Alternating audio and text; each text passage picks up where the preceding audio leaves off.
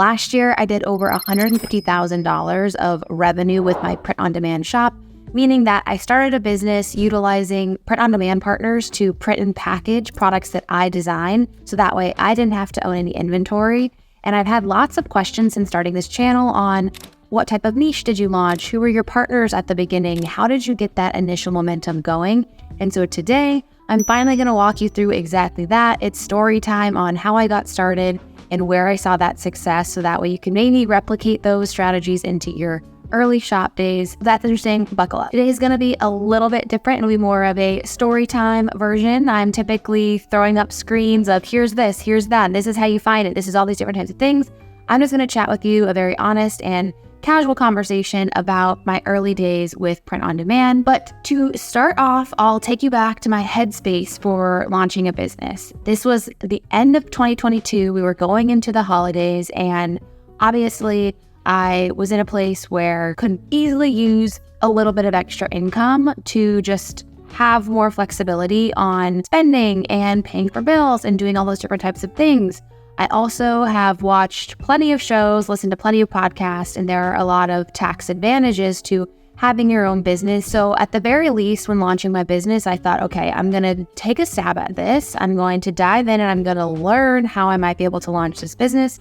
And at the very least, I'll be able to have some tax advantages for that first or second year while I'm trying to get my business off the ground, which I thought to myself is a learning ability in its own to kind of dive in and understand more of that space. So I really started my print on demand journey with a open mindset of, hey, I'm going to learn something new. I have some free time on my hands. I am minorly creative, and I thought it would be really fun to launch something that is mine, that I did myself. I think I also have a 9-to-5 job, and I absolutely love that job, but it's really cool being able to have something that the sole person that benefits from that job is myself and now my customers with the print on demand side of things. And that's very fulfilling to say, hey, I've grown this from scratch. So that was really my headspace in launching a business. I'm sure a lot of you are in the same headspace where you're like, hey, I want to be able to lease a new car, or I have kids' sports coming up and I want to be able to pay for those things and have a little bit of additional discretionary income. And so I think print on demand is perfect for that. You'll see a lot of videos on YouTube and that are very exciting. And they're like, hey, look at my 6-figure brand. And I'm right there with them. I have posted that content, but I want to make it clear in every video that I post when I'm shouting out those numbers that that is revenue. That is not profit, which is still like a crazy life-changing amount of money. To give you the short story on where I ended my first year of print on demand, I did $150,000 of revenue. And after I added out all my expenses and what it cost to ship those products and all the different elements of what I had to pay to get to that level, it ended up being around $27,000 of profit. So for me, still a life-changing amount of money and something that I can, it's a feather in my cap to say like, this is really awesome. I did this, but I always want to be transparent that it can get very exciting to be like, oh, this is going to be my new go-to for how much money I can make moving forward. And there are ups and downs that go along with that. So that is a space for myself on why I started print on demand. If you were in a similar space and print on demand is great, you can do it from home. You don't need a lot of startup costs. I have a couple videos coming out in the next couple of weeks about truly like, what does it cost if you want to start a print on demand business? What can you expect to pay to get things going? So that way you can understand if you can afford those startup costs, and it's very affordable. After I decided, hey, print on demand is the way I want to go, I started researching what type of print on demand business I wanted to launch. Now, I knew for myself that I wanted to be in a space that I had like some sort of creative interest in, and that I could have like some sort of like funny perspective and something that I was involved in. So I did a lot of research on Etsy, utilizing Everbee, which is a print-on-demand tool. They have a free membership where it's called the hobby plan, where you can just go and create an account and start to get some analytics on like what is selling on Etsy. One thing you can also do even without any tools whatsoever is if you just go onto Etsy and you type in something that you're interested in, you can see how many sales each shop has. You can also see how many reviews each product or each shop has. And so that's a really great way for you to go in and kind of start to understand, hey, like there is demand here. you're not going to be able to tell like what length of time those sales are spread out over unless you have like a software like Everbee. But it's definitely a way to get a gut check on, hey, is there demand here? So I did that. I also looked at Google Trends. I also had in my mind, because of my background in digital marketing and in general e-commerce, my sister's also a small business owner, know that it's better to pick a space where a couple of things happen. And that's either like there's a lot of demand, which is obviously cream of the crop. That's best case scenario. People come back and buy multiple times because you have something that they can buy once and maybe then it will apply again later in their life, or they can refer it to a friend. Or if when they're buying that first time, if they're only going to buy once, they would be buying multiple at one time. So I tried to look for a space where those three things were included.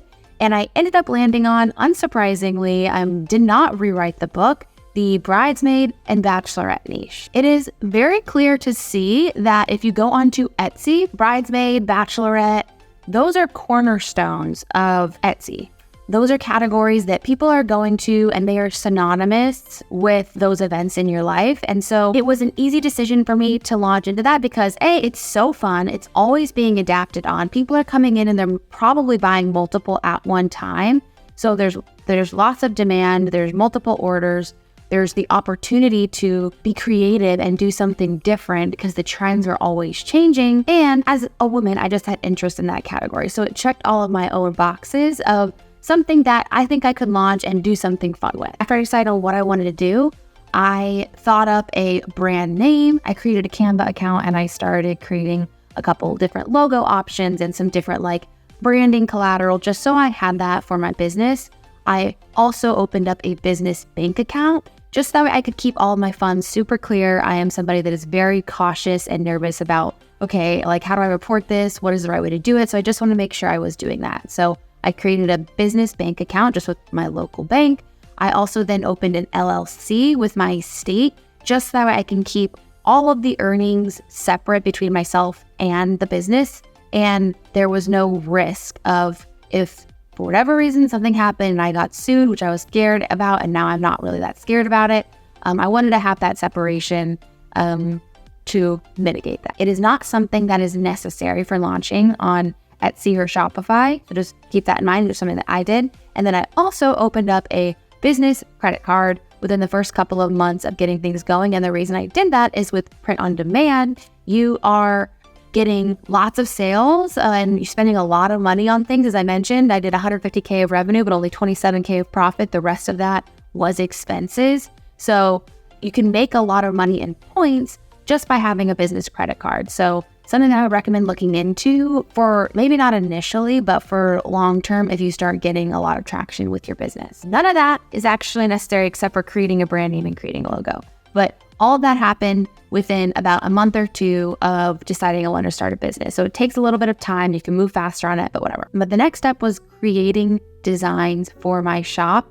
I took the route of doing Shopify and Etsy at the same time. It's not something that I recommend you do just because for me, it actually wasn't successful. I did launch both at the same time. So I basically created designs for about 30 different products, listed on both, and basically got crickets except for friends and family on my Shopify and technically on my Etsy shop. The reason I would recommend you don't go that route just initially is that it is a little bit more expensive to have a Shopify account. And unless you're really keyed in on, hey, like this is a niche that's going to work well and you feel really confident about it, or you feel like, hey, like I can absolutely stomach the $40 per month and that's not a risk for me whatsoever, then it would be okay to launch into with Shopify as well. But for me, what ended up happening is I launched both, and within 2 to 3 months, it was very clear that Etsy was going to be more of that space, that I was going to have an easier time building momentum. And so I pivoted over to that and put my Shopify store on pause. Going back to the designs side of things, I did not take the advice that I preach on this channel to start. I created designs that were very general, very simple, not necessarily differentiated. It was very simple, like text designs at the top. And I did your typical like t-shirt, mug, candle. I did a mix across a range of different products, all within the bridesmaid category. And what I found very quickly within a month or two of things being listed was that I did not have a differentiated product that made somebody want to choose me versus another shop. I also wasn't offering dirt cheap pricing. I was trying to do my pricing strategy as if I could make 20 to 30% margin. And so I launched in August of 2022. And technically speaking, I didn't actually get any sales for the first 2 months on Etsy because nobody really wanted my products. Now, fast forward, I get into October and I get a message from somebody and they're like, hey, can you personalize this for my man of honor? And I thought, oh, like, absolutely, I can do that. Like, I would love to get my first sale. Thank you. And so I went ahead and I created a new listing that was a bit more differentiated, utilizing man of honor, which there's a lot of maid of honor and a lot of bridesmaid things on Etsy, but there's still lots of stuff out there for man of honor, but there's a smaller percentage of things. So that got me thinking about, hey, could I take this same strategy and apply it to some of my other designs and really start to get the ball rolling and not go after every single bridesmaid or bachelorette listing, but try to find a bigger penetration, take a bigger piece of the pie of this smaller market, but of more different and unique things. So I reworked a lot of my designs utilizing that methodology. So taking them and making them a little funnier, adding in more of like the man of honor or some different types of people that would have different naming criteria within a wedding, and started listing those products, and I started to get traction. So in October, I ended up doing 2 sales, which I was very excited about. And then fast forward to November, I got 6 sales. I thought, okay, great. What were those 8 sales of? Let's continue to do more of that. So every week or so, I was looking at what my 1 sale was, and I was adding a few additional listings to my shop that kind of fit that same mold. I was messaging the customers and I was saying, thank you so much. Like, I'm just getting started. Like, please give me feedback on what you liked about the product or what you think could do differently. And people are like very willing to, as a small business owner, talk to you. Then we roll into December and I hit 15 sales. And I thought, you know what? I'm onto something. My goal for the next month is going to be getting 1 sale per day to really start to get the gear going. One thing about Etsy that I was able to understand very quickly is that it utilizes an algorithm, it utilizes a sales model where Etsy obviously wants folks that come onto their platform to find what they're looking for. They make money when you make money. And so it was very clear to me that I had to understand what was working in my shop to get more data to Etsy to find me more people that looked like that. So I started just continuing to add different listings, iterating that process over the next couple of months. My sales really started to take off in the early months of 2023, which is really why I say last year I launched my own print-on-demand company. And I think a lot of reasons that happened was because I had done the upfront work of like failing in the beginning with listings that actually didn't perform very well. They weren't different, just didn't hit the mark from what customers were looking for. I changed those to be more unique, have different naming conventions, and really start to carve out a smaller pivot in this bigger space, in this bigger niche. And that had seasonality on my side. For a lot of people, Q4 is ridiculously popping because you have everybody looking for gifts. But for the wedding space, what I saw was that for me, I was ready to have this like uptick because a lot of people just got engaged over the holidays and now they're working on their wedding planning. Or maybe they'd been engaged for a while and they pushed it off to say, hey, I'm going to start actually moving on this until after the holidays. So that was the trajectory that I saw with my business. And it was perfect timing because I had just started to get momentum and tell Etsy like, hey, these are the type of people that work well for me. So lo and behold, December was 15 sales. January, I hit 92 sales. So a very quick hockey stick up to a trajectory that I was not even planning. And once the system latched on to that data, I was really able to just continue to list things and actually start broadening my scope. So within launching my Etsy print-on-demand business, I had 2 months where I got 0 sales, and then every month I grew. So it took me 6 months to hit 100 sales on Etsy, and then it just really took off from there. And because I had proven to Etsy that I can drive sales, I can get a good rating, I have really great reviews, I could hit all of my shipping deadlines, they kept sending people my way and growing my shop. So while it took me 6 months to get my first 100 sales, in that 12-month period, I ended up doing over 4,000 sales. So this is the type of thing where you say it happens very slowly and then all at once. That is kind of how it works. And you do just have to keep putting in that effort early on to really start training Etsy on who is your customer, and please send me more customers because I'm doing a good job at making sales and fulfilling what the customer wants. I started off mainly utilizing Printed Mint as my print-on-demand supplier, and the reason that was because I liked that they were located in Arizona. I liked that it was a little bit easier for me to understand, knowing that they are the ones that actually print, package, and ship everything. I could message them. The platform was really cute. They had a larger array of products available. So I started with them, and I also supplemented with some different products on Printify.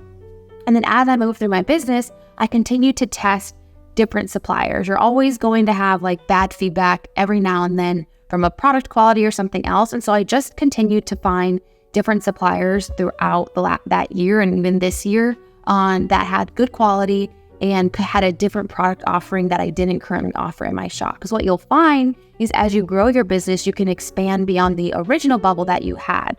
So while I launched in the bridesmaid category, I started being able to expand outside of that and doing like, okay, graduation, like Mother's Day. People started viewing me as a broader gift shop because I was getting a lot of sales on my other listings, and that was boosting my other product visibility as well. And so not every supplier is going to have exactly what you need. So while I started with Printed Mint, I obviously have utilized Printify. I've utilized Gelato for different categories as well. I'm starting to test with like awkward styles and things like that. And so I recommend continuing to iterate to find out what works best. Apologies for all of the words, but I thought it would be really great to have a candid conversation about like genuinely how I got started and my mindset for doing that. If that was beneficial, please like and subscribe for more content